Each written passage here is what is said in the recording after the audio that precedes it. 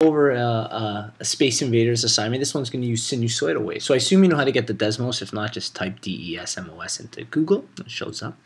And you might have to go and search for an image of a Space Invaders background. You can find that in Google Images, of course.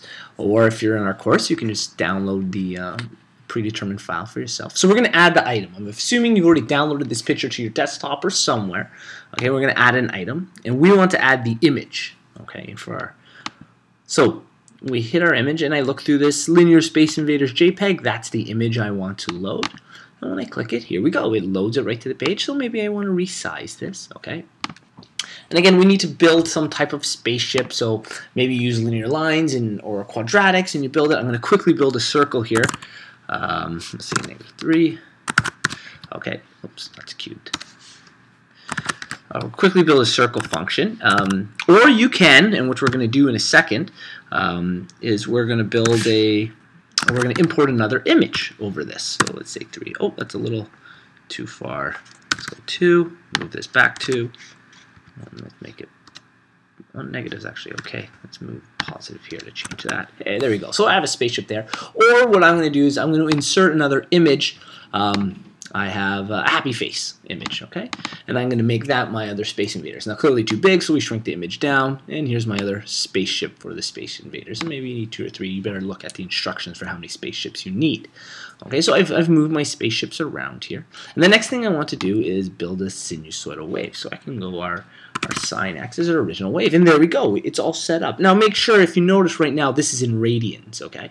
And if you go ahead into your settings and you change it to degrees, it looks very, very different because you need to really zoom out to get that wave type look, okay? So we're going to zoom back in. So maybe you want to keep it in radians, and if not, if you're used to working in degrees, you can just resize your entire image so it is much larger, and you make the scale so you're working with degrees, okay?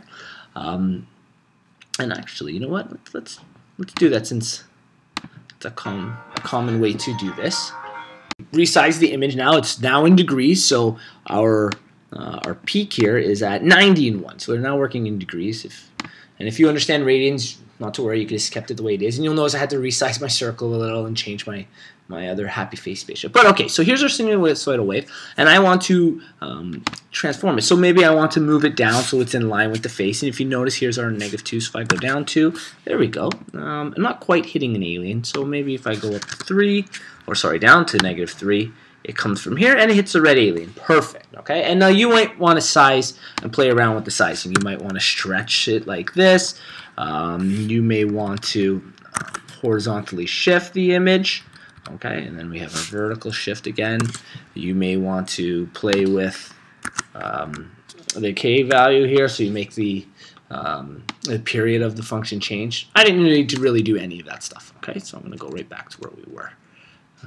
Change this back to where it was. Great. So here's the original one. So we go from the spaceship, and looks that's about -189. So I'm going to use a domain to cut this sinusoidal wave because it goes on forever.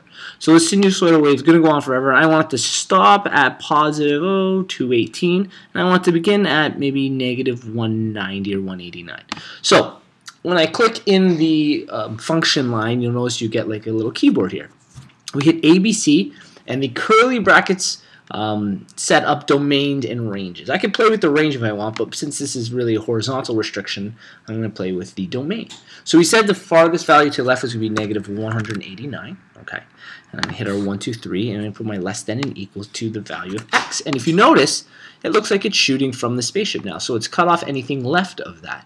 I also want it to stop at the alien, so it looks like it hits this alien, which is 215. So I'm going to repeat that sign that x is less than and equal to, and I already forgot the number. Was it 215? Hey, there we go, at 215. If you notice on the bottom, it's now been cut at 215. So it looks like our wave type laser shot has hit this alien.